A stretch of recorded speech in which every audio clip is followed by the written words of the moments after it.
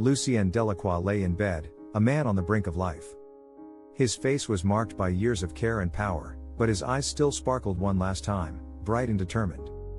A thin layer of sweat covered his forehead as his chest rose and fell in rhythm with the breathing apparatus.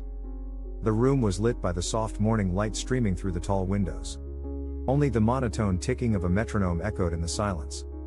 Isabel Moreno stood in the doorway, a tray in her hands. Her hands trembled slightly as she set a glass of water next to the bed.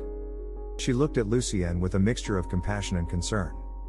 For years, she had cared for this man, every morning and every evening, without a word of resentment. He was a notorious billionaire, known for his icy demeanor and inscrutable gaze, but here, now that he was dying, he seemed fragile and small. Lucien opened his mouth and searched for words. He spoke softly, his voice little more than a whisper.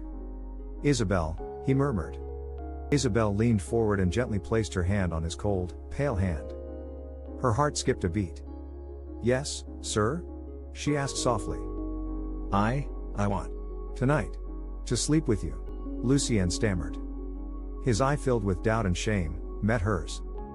For a moment, Isabel stood frozen. Her finger gripped the water glass on the nightstand. Her whole body trembled. "What do you mean? Sleep?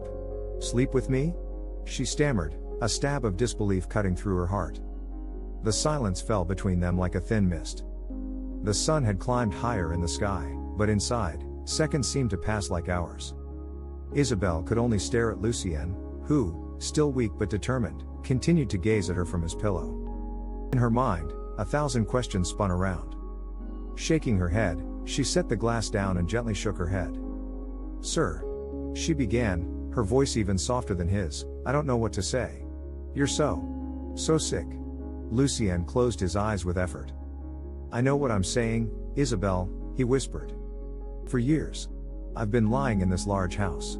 And you are the only person who still cares about me." Isabel bit her lip to hold back the word on the tip of her tongue. Emotions raged inside her. Was it pity? Fear? A twisted mix of both? It spiraled through her thoughts like a dense fog. She remembered her own childhood in poverty, far from here, where she'd hidden under the sheets every night in an old slum neighborhood. Now, many years later, she had learned to trust only herself. "Sir," she began cautiously, but her voice broke, This is going too far. You don't know what you're saying. You need to rest, sleep." Her eyes grew warm with tears. Could she do this now? Her moral compass twisted in her gut. Her pride, her dignity, all screamed that she should refuse. Lucien gently placed his other hand on hers. The touch was warm, comforting, and as fragile as old porcelain. "Please listen to me, Isabel," he said hoarsely. "I'm not demanding anything, I'm just begging you to do this for me, just once. After this, you can go, resume your life. No one will ever know what happened." Isabel's eyes filled with tears. She didn't know whether to laugh or cry. He shut off all her senses, leaving only her heart to function. "Let me think about it," she whispered. Her gaze fell on the stately painting on the wall. The portrait showed a woman with dark hair and a soft yet sorrowful expression. Sighing, Isabel looked at the woman she didn't know, but who awoke a strange feeling of recognition in her. Lucien nodded slowly. His eyes filled with tears that silently rolled down his pale cheeks. "Thank you, Isabel. Thank you for wanting to listen," he whispered. Isabel left the room. She needed a moment alone to think clearly. In the garden, beneath an old plane tree, she sat down on a stone bench. The morning sun scattered sparkling rays over the tiles. Isabel took a deep breath. "This is wrong," she murmured to herself. "I would never do this to others, to loved ones. Why now?" She closed her eyes and thought of the loneliness in his gaze, the desperation she had seen. Could she continue to ignore this, knowing he might only be seeking help and affection? After a few minutes, she stood up. She had made a decision. She returned inside, through the long hallway, back to his room.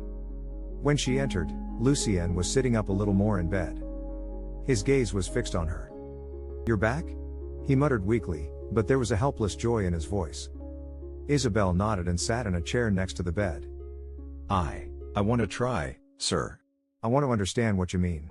Her voice sounded fragile. Lucien's face softened, but his eyes remained serious. "Thank you, Isabel. I need you for one night, he began. I've known you for a long time, longer than anyone here. I know you're honest, that you can handle it. I'm not asking you this out of lust or power, but because I need something from you. Isabel gently stroked his hand.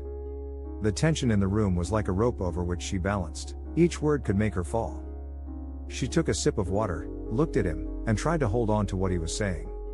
Tell me exactly what you mean, she said softly, more to herself than to him. Lucien took a deep breath. The woman in that painting, Isabel. That was my first wife, Elena. She passed away years ago. Your name, your voice, your scent, everything reminds me of her. And it eats away at me. Isabel listened, moved by his honesty. He continued, in my will, everything is already prepared. But there's something I couldn't tell anyone. Elena was pregnant. With someone else's child. She left me because I didn't give her the love she needed. For years, I thought I had lost her. Until you came. Isabel frowned. What do you mean? Lucien swallowed painfully. You are her daughter. I had a discreet investigation done. You were born shortly after her death. You are her mirror image. The world seemed to stop. Isabel stared at him. You're saying? I am the daughter of. Lucien nodded slowly. And I may not be your father, but I let her die of sorrow. Now, before I go, I want to make things right in the only way I can. Isabel let go of his hand, stood up, confused. But then, why did you ask? Lucien's lips trembled. Because I had gone mad with regret. I didn't know what was right anymore. Forgive me. Forgive me, Isabel. She stepped back, her breathing heavy. Tears flowed down her cheeks. Everything inside her broke open. She ran out of the room. The next morning, Lucien was dead. At the notary's office, Isabel learned that he had left everything to her. Not out of lust. Not out of love. But out of regret. On his nightstand, she found a letter. In his handwriting, it said, I should have chosen love. Now, I choose regret. She folded the letter, held it against her heart, and whispered, rest now. She looked at the portrait of Elena. And for the first time, it smiled.